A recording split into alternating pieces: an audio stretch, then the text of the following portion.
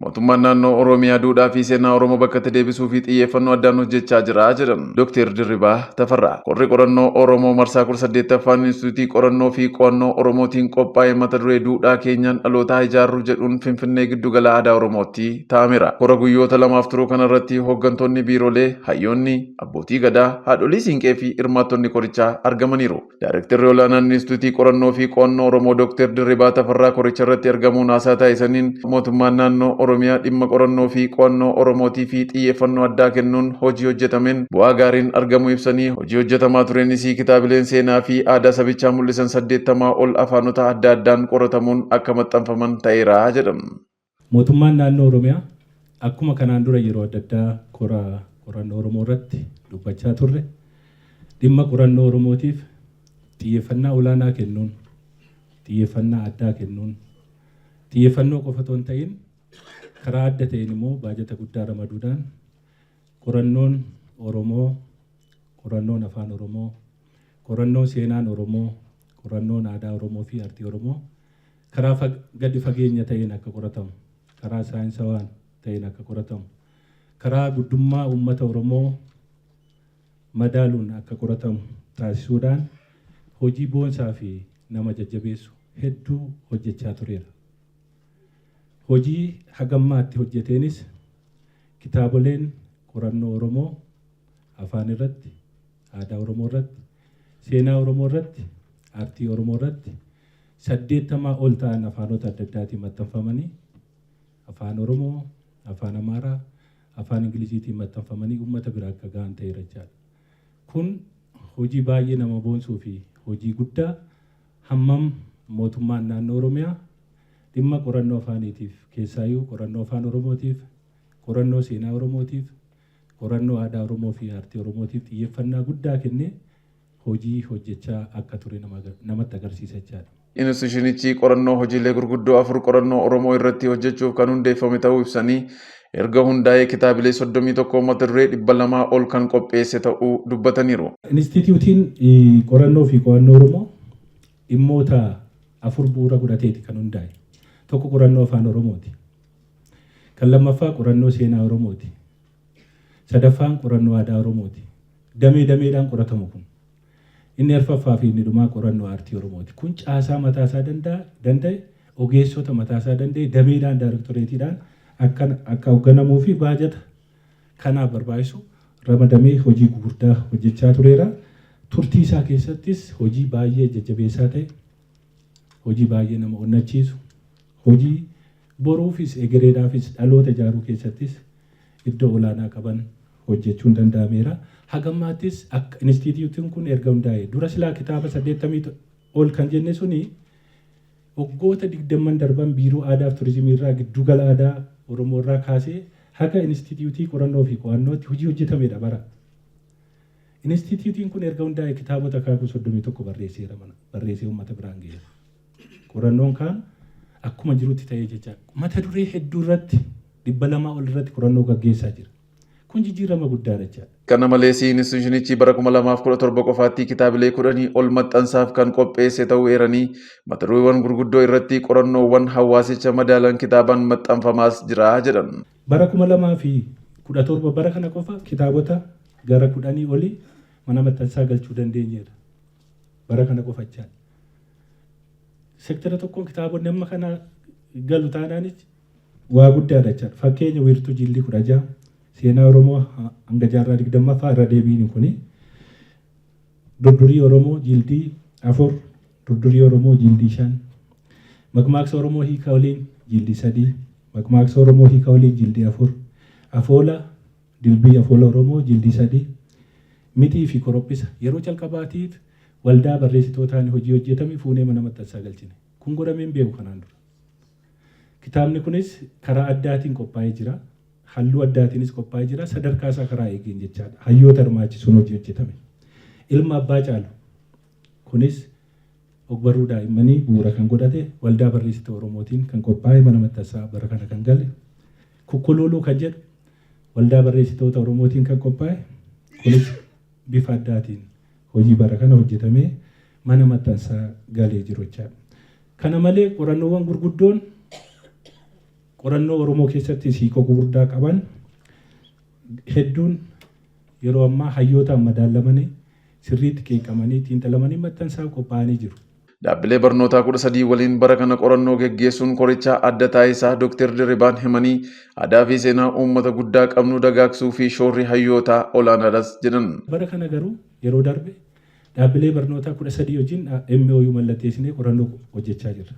Mata duree qorannoo 26 irratti uummata guddaa qabna. Uummata Oromooti. Kana teenyeetti hayyoota faana fireem goone. Hayyootaaf yeroo hayyoota arginu waan kanatti dubbanna jenna. Uummata guddaa qabna. Uummata Oromoo. Sirna guddaa qabna. Sirna Gadaa. Seenaa guddaa qabna. Aadaa boonsaa qabna.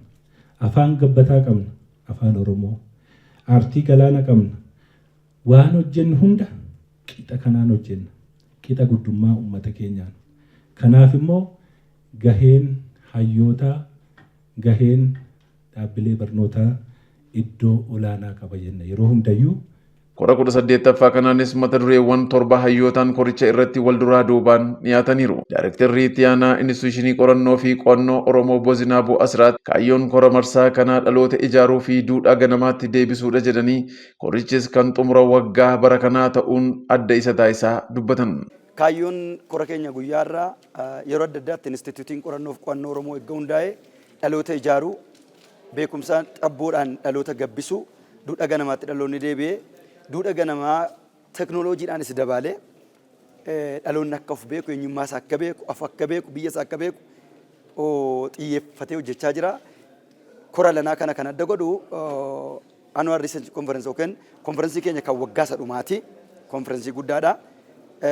Qorannoowwan mata duree 7tu dhiyaataa dhimma duudhaa Oromootiin wal qabatu, dinagdeedhaan wal qabatu, aadaa safuu Oromootiin wal qabatu, aartiidhaan aartii Oromoo guddisuun wal qabatu kanarratti xiyyeeffanneeti kan teenyu. Mata dureen keenya garuu duudhaa keenyaan dhaloota ijaarruu jedha.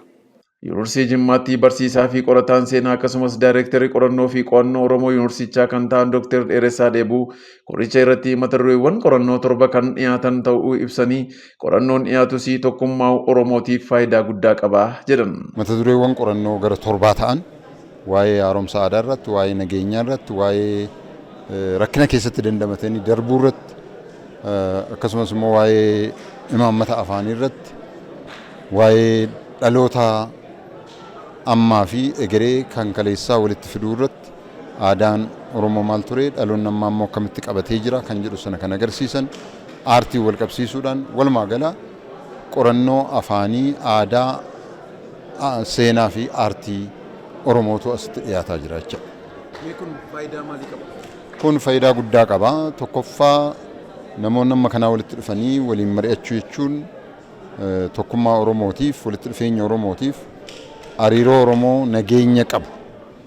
Oromoon humnaan qofa otoo hin ta'in, humnaan deemu qofa otoo hin ta'in, karaa nagaatiin nagaa waliin taa'ee mari'atee aadaasaas seenaasaas barsiifatee gara fuulduraatti immoo egereesaas immoo bocuu akka danda'uuf, egereesaas sirreeffachuu, qajeelfachuu akka danda'uuf kan taasisuudha.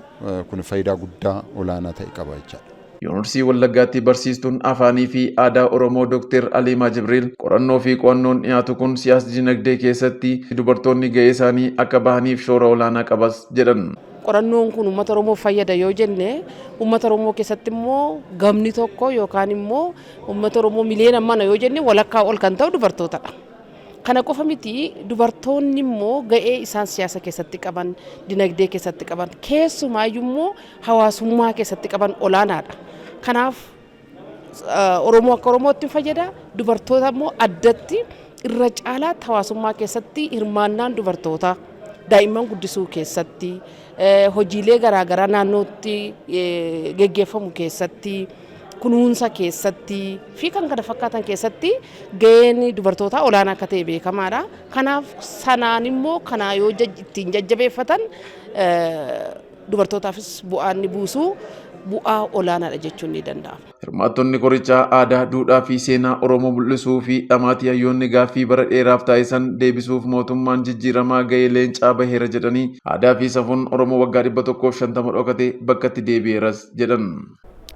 Qorattoonni hayyoonni Oromoo duudhaa fi safuu Oromoo ala baasuudhaan, ifa baasuudhaan sirna gadaa Oromoo illee yuunisoota magalmaa'utti galmeessuutti deemuudhaan mootummaan jijjiiramaa immoo akkuma dura haasa'e Oromoon duudhaa saganamaatti akka deebi'u hojii guddaa hojii leencaa hojii uummata Oromoo boonsu gaafii uummata Oromoo yeroo hedduu gaafii qeerroof qarree Oromoo yeroo hedduu gaafii hayyoota Oromoo yeroo hedduu gaafii barattoota Oromoo yeroo hedduu yeroo ammaa kana mootummaan deebisee jira. Kun jijjiirama guddaadha.